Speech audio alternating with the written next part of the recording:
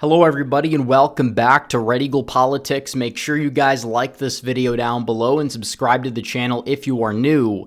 So, we have to ask the question, because we've had so many polls and a lot of them are all over the place. What was the most accurate pollster in the 2020 presidential election? It was not Emerson, it was not Marist, it definitely was not Quinnipiac or Reuters or ABC News. It was actually this pollster called AtlasIntel, and they called 2020 perfectly at the presidential level, but also were relatively accurate in a lot of swing states. And then again in 2022, they went out there and they nailed the national popular vote yet again. And we see this here. If you want to look at the past track record of AtlasIntel, Biden was overestimated by 0.2% in 2020, and then the House Republicans were overestimated by 0.3%. So that's roughly an average error of 0.25%. That's pretty good. We didn't have any states that were decided by that margin in 2020, for the record.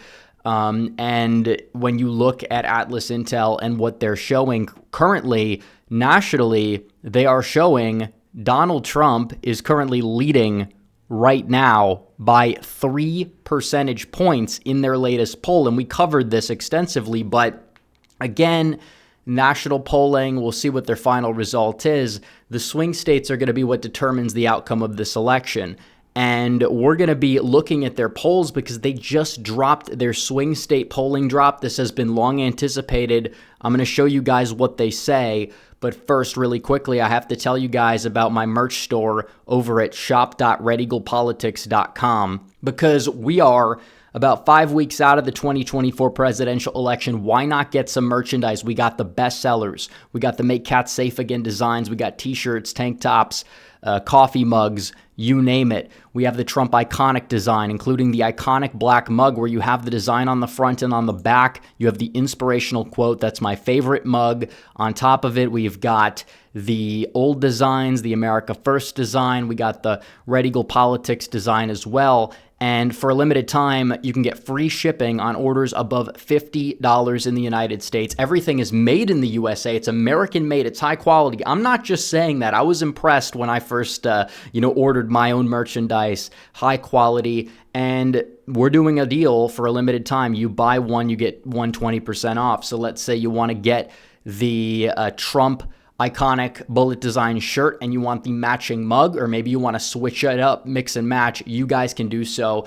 The link's in the description and pinned comment down below, but just check out the merch store. Even if you don't want to buy anything, it's worth checking it out in my opinion. So, speaking of checking out things, checking out the polls, that's what we're doing. We're in the home stretch. Donald Trump is gaining in a lot of polls, and AtlasIntel, they are an outlier, admittedly, at the national level, but they are showing Donald Trump is currently in the lead by 3 points. And a lot of national polls are showing the opposite, or they're showing a tighter race. And you have some pollsters like CNN, they're basically at a tie, which is surprising. Quinnipiac, even with the Trump +1 in the full field, same thing with the New York Times. It's not like there aren't polls from liberal pollsters that have an underestimated Trump that are showing him in striking distance of the popular vote.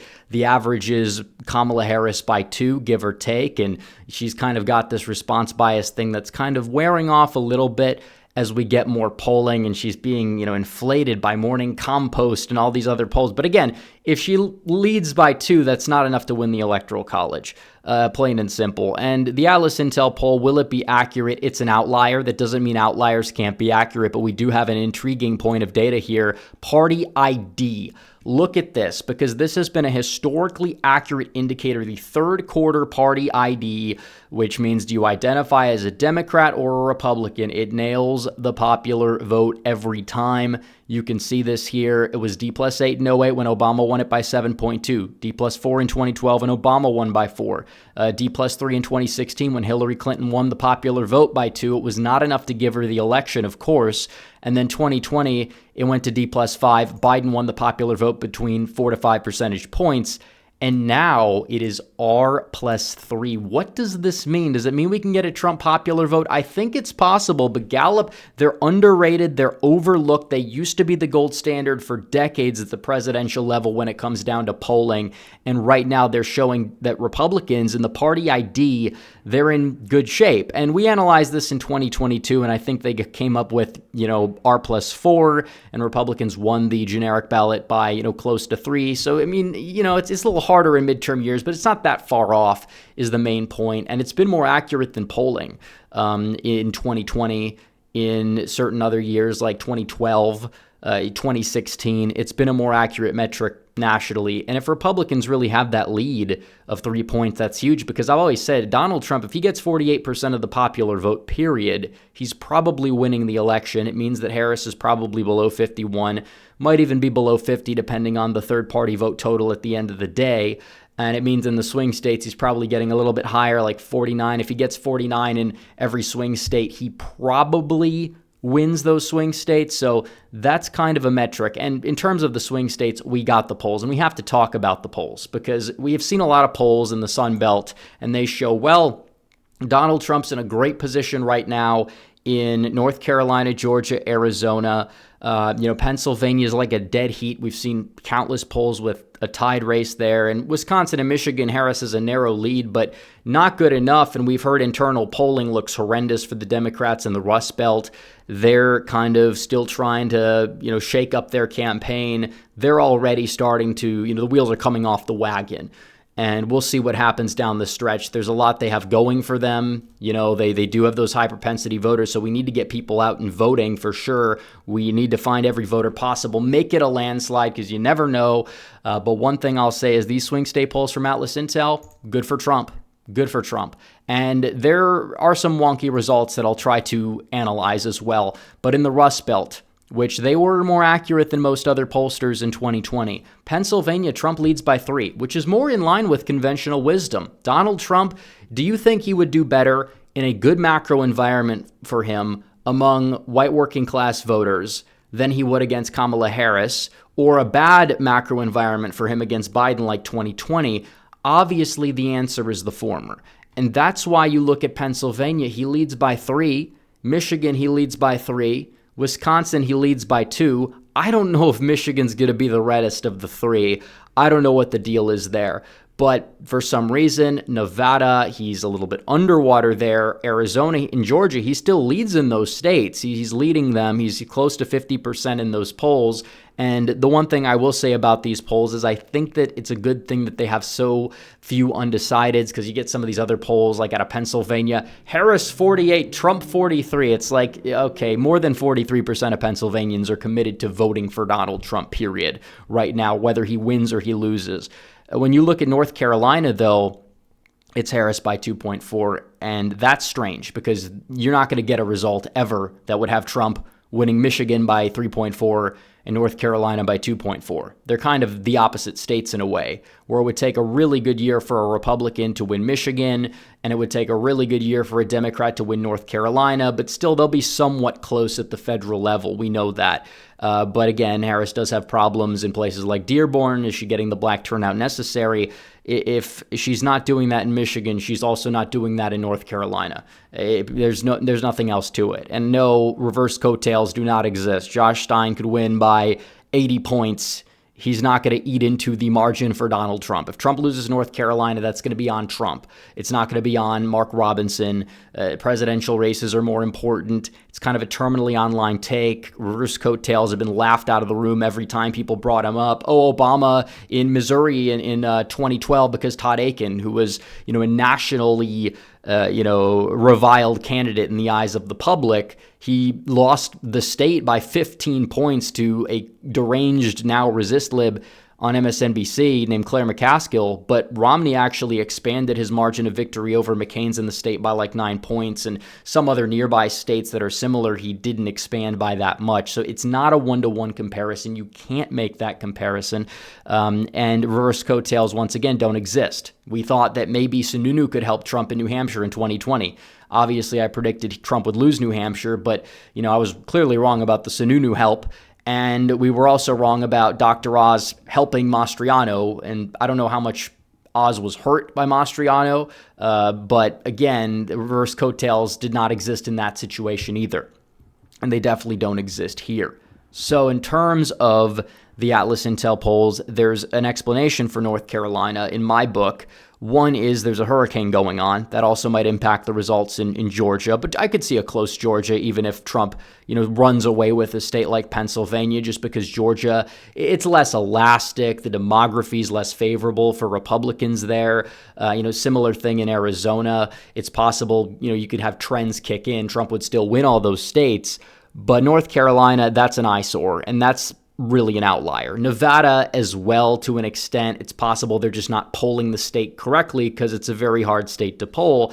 And once again, when we talk about the educational sample, I don't like getting into the crosstabs too much. There are a lot of wonky crosstabs in this poll, but the samples and their target samples for voters making above 100,000 a year in places like Nevada, Georgia, North Carolina, they're way too high, but also the educational attainment, because North Carolina had a 36% college-educated electorate in 2020. Arizona, I believe, was at 38%, and now they're going to like 51% in North Carolina. Michigan is a little bit more grounded in reality. Same thing with the other Rust Belt states in the polling, and it's possible they were lucky in 2020. We'll see how well this ages. But the one thing I will say is their internals in Pennsylvania are the same thing as what this poll is showing in terms of the internal reports that we've heard on both sides of the ball in the state of Pennsylvania. And it would make sense. And we'll be getting into this, this week on the channel, probably more in depth about Pennsylvania in particular. But if you want to look at the swingometer here, Kamala Harris is not getting Joe Biden numbers with white working class voters. I don't understand why people think that. If anything, she might do even worse than Hillary Clinton. I think she might even get, 34%. Trump probably, you could talk about 64%, around that range. Already, Donald Trump wins Pennsylvania by 1.1 off that little shift alone. And that doesn't even take the Biden, in particular, home field advantage thing into account. That's just the national swingometer. And already, Wisconsin, Trump by 2. Pennsylvania, Trump by 1.1. Michigan is a, dead heat. And again, we see other polls today, and we'll probably analyze some of them in depth, but Telemundo polled Hispanics, and Trump is at 40% with Hispanics, and Harris, I believe they have her at 54%.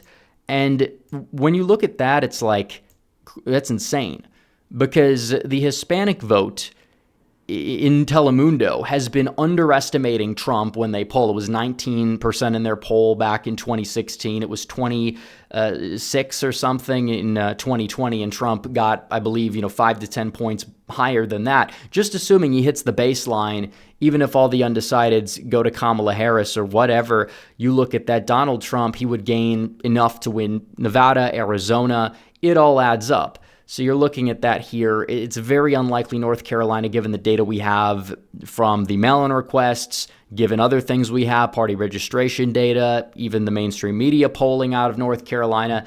That's an outlier there. It could be because they're, weighing to the census, which missed certain parts of red eastern North Carolina, and also the hurricane is really going to throw a wrench in polling in the state for about the next few weeks at a minimum, I would assume. So that's probably the reason why, because regardless of whether you think the poll is accurate or not in the Rust Belt, you can't have results that are that incompatible, obviously, and we know that. But when you look at these polls, this is the gold standard. Will it hold up this cycle? Well, some of the polls in the Rust Belt seem in line with the national polling. We will have to see how it shakes out down the stretch.